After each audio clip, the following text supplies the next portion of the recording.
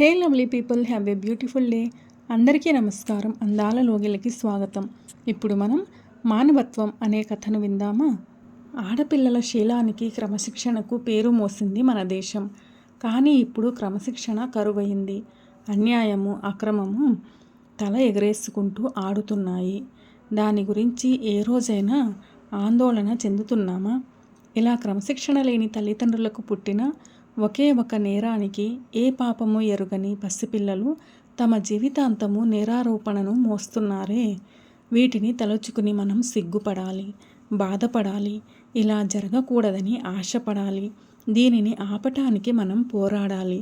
అది వదిలేసి గేలి చేస్తున్నారు అంటూ ఆయాసపడుతూ మాట్లాడిన యామినిని చూసి అందరూ శిలలాగా నిలబడ్డారు. ఒక సెలబ్రిటీ 10 మంది పిల్లలను దత్తత తీసుకుందని పొగడతారు. కానీ అదే పనిని మీలో ఒక్కతి అయిన నేను చేస్తే తప్పు పడుతున్నారే. తప్పైన పని చేశానని గుమిగూడి మాట్లాడుతున్నారే. ఈ ప్రపంచంలో అనాథ పిల్లలే ఉండకూడదని అనుకునేదాన్ని నేను. దానికోసం నేను చేసిన చిన్న ప్రయత్నమే ఇది. వీలైతే మీరు 4 పిల్లలను కాపాడండి.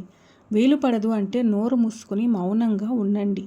అది వదిలేసి మంచి కార్యాలు చేస్తున్న వారిని ఏవేవో పిచ్చి మాటలు చెప్పి వాళ్లను కూడా స్వార్థపరులుగా మార్చకండి.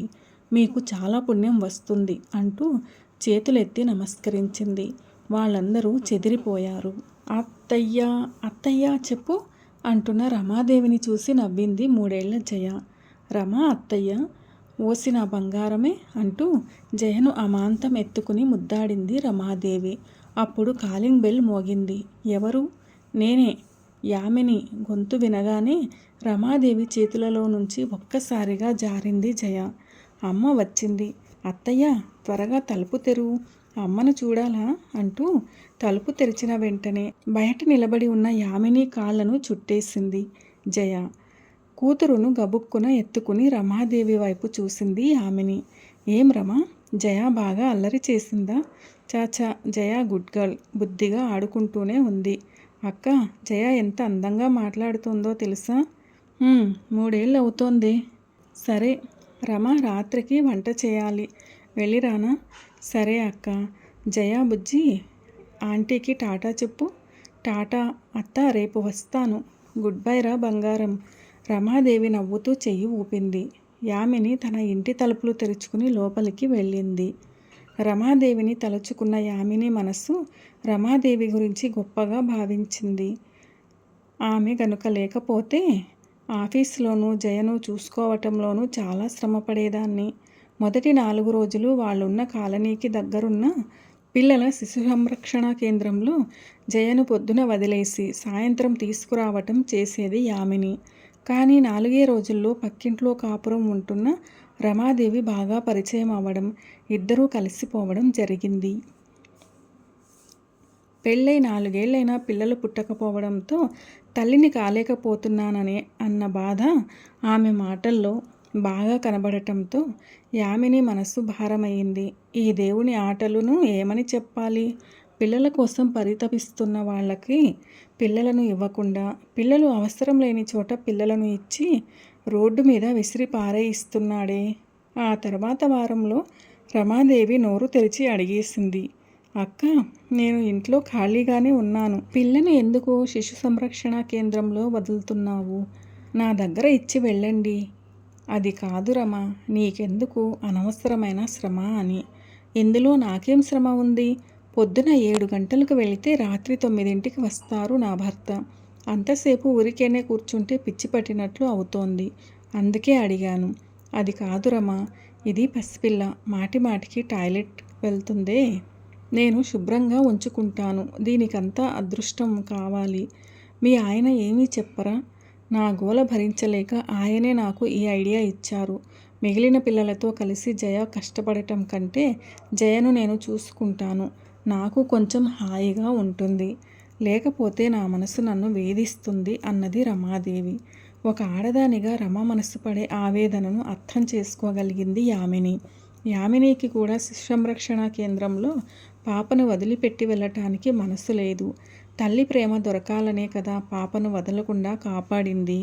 కానీ ఉద్యోగాన్ని వదలనూ లేదు. ఇంటద్దె, తిండి, పిల్ల సంరక్షణ అన్నీ ఆ అన్నింటికీ ఆమె జీతమే కావాలి. అందువలన వేరే దారి లేక శిశు సంరక్షణ కేంద్రంలో వదిలి వెళ్ళింది. రమ యొక్క కోరిక విని సగం మనస్సుతో ఒప్పుకుంది.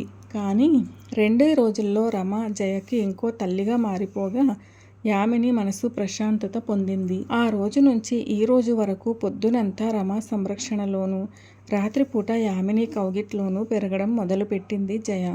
అమ్మా, ఏ నాన్న, ఈరోజు రమ అత్త దగ్గర నేను ఆ ఈలు రాయటం నేర్చుకున్నాను. నిజంగానా? నా తల్లికి రాయటం వచ్చిందా? బాగా రాస్తాను. అత్త పాటలు కూడా నేర్పిస్తోంది తెలుసా? తర్వాత 1, 2 అన్నీ చెబుతాను. నా బంగారమే, నా బిడ్డ పెరిగింది. ఇక స్కూల్లో చేర్చొచ్చే.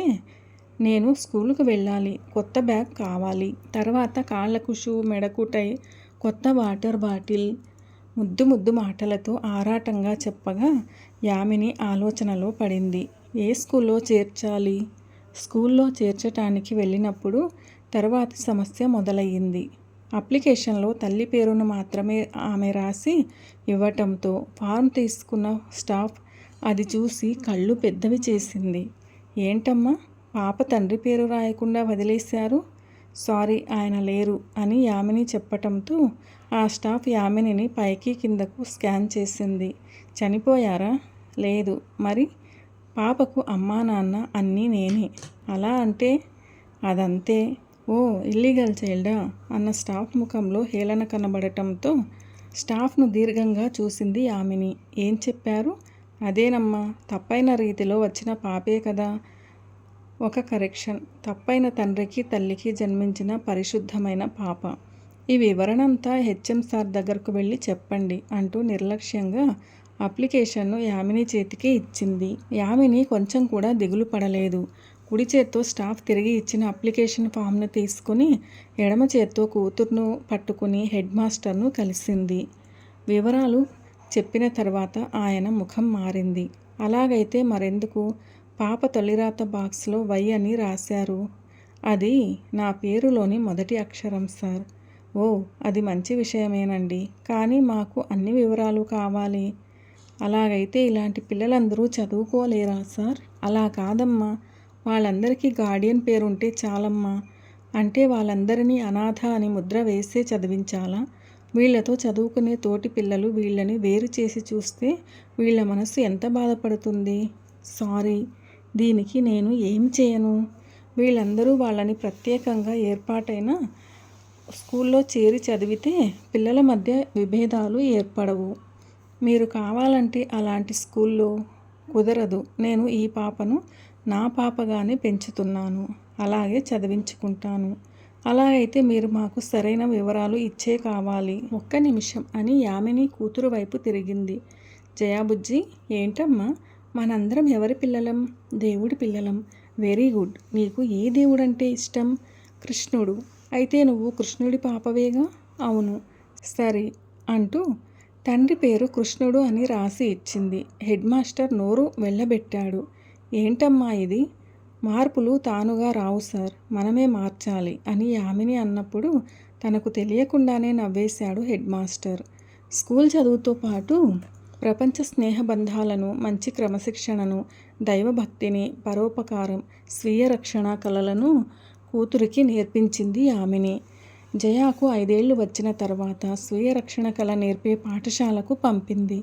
రోజు నేర్చుకు వచ్చిన కళను యామిని దగ్గర చేసి చూపిస్తుంది జయ. ఉప్పొంగిపోయిన యామిని చప్పట్లు కొట్టి కూతుర్ను ఉత్సాహపరుస్తుంది. అటు చదువులోనూ ఇటు లోకజ్ఞానాన్ని నేర్చుకోవటంలోనూ జయ చురుకుదనం చూసి యామిని గర్వపడేది. మగవారి నుంచి దూరంగా ఉండాలని హెచ్చరించింది. స్కూల్లో, బస్సులో రోజు జరుగుతున్న విషయాలను కూతురు చెబుతుంటే వినేది. తల్లిదండ్రులకు పిల్లలకు మధ్య ప్రేమాభిమానాలు మాత్రమే కాకుండా స్నేహపూరిత బంధం ఉండాలి. అదే పిల్లలను చెడుదారుల్లోకి పోకుండా అడ్డుకుంటుంది. ఏది జరిగినా తల్లిదండ్రులకు చెప్పడం, వాళ్లతో కలిసి ఆలోచించడం సంతోషాన్ని, మంచి ఆలోచనలను పంచుతుంది అనేది యామిని నమ్మకం. సుమారు 15 సంవత్సరాల తర్వాత ఒకరోజు సాయంత్రం వేళలో ట్యాంక్ బండ్ పార్కులో నడుస్తున్నప్పుడు దివాకర్ తన కుటుంబంతో కలిసి ఎదురు వచ్చాడు. నువ్వు యామినివే కదా అని అడిగిన అతన్ని గుర్తుపట్టింది. అతనితో ఒక ఆమె 2 పిల్లలు ఉన్నారు. పెద్ద పిల్ల జయ కంటే 1 సంవత్సరం చిన్నదిగా కనపడింది. ఏమిటి యామిని, నన్ను ఇంకా గుర్తుపట్టలేదా? గుర్తుపట్టాను. ఇది నీ భార్య? అవును. ఈమె దగ్గర నన్ను ఎవరని పరిచయం చేస్తావు? దివాకర్ తడబడుతుంటే అతని భార్య కొంచెం కన్ఫ్యూజ్ అయ్యి ఎవరికి అని అడిగింది. తెలిసిన వాళ్ళు అంటూ భార్యతో గబుక్కున దివాకర్ చెప్పడం విన్న యామిని నిర్లక్ష్యంగా అతని వైపు ఒకసారి చూసి ముందుకు అడుగు వేసింది. యామిని, ఈ అమ్మాయి ఆ రోజు నా కూతురే నొక్కి చెప్పి కూతురు జయతో కలిసి అడుగులు వేసింది. జయ తల్లి వంక చూసింది. అమ్మా. ఎవరమ్మా ఆ అంకుల్? తెలిసిన ఆయన, ఎప్పుడో చూసిన జ్ఞాపకం చెప్పింది యామిని. చలనం లేని ఆ సమాధానం మనసులో ఎలాంటి బాధ, ఆత్రం లేకపోవటం యామినిని ఆశ్చర్యపరిచింది. అంతకంటే ఆశ్చర్యం, కొన్ని సంవత్సరాల తర్వాత కూతుర్ను వెతుక్కొని ఇంటి వాకిట్లో కాచుకున్న యామిని తల్లి సరోజ. కన్న తల్లిని చూసినప్పుడు మనసులో ఏర్పడ్డ ఏదో తెలియని భావం కళ్ళల్లో చేరిన నీళ్లు ఆమెకు తెలియకుండానే అమ్మా అన్నాయి. మానవత్వం అనే ఈ కథ ఎలా అనిపించింది మీకు? నచ్చిందా? నచ్చినట్లయితే వీడియోను లైక్ చేయండి, మీ ప్రియమైన వారందరికీ షేర్ చేయండి. అలాగే మన ఛానల్ను సబ్స్క్రైబ్ చేసుకోవడం అస్సలు మర్చిపోవద్దు. వీడియోను చివరిదాకా చూసి కథను పూర్తిగా విన్నందుకు ధన్యవాదాలు. ఈ కథపై మీ విలువైన అభిప్రాయాలను కామెంట్ సెక్షన్లో తప్పకుండా తెలియజేయగలరు. ఇలాంటి మరిన్ని మంచి కథల కోసం స్టే ట్యూన్ అందాల లోగిలి. See you all in another video. Till then, keep smiling and be happy. A very special thanks to the story writer for this wonderful and amazing story. మానవత్వం.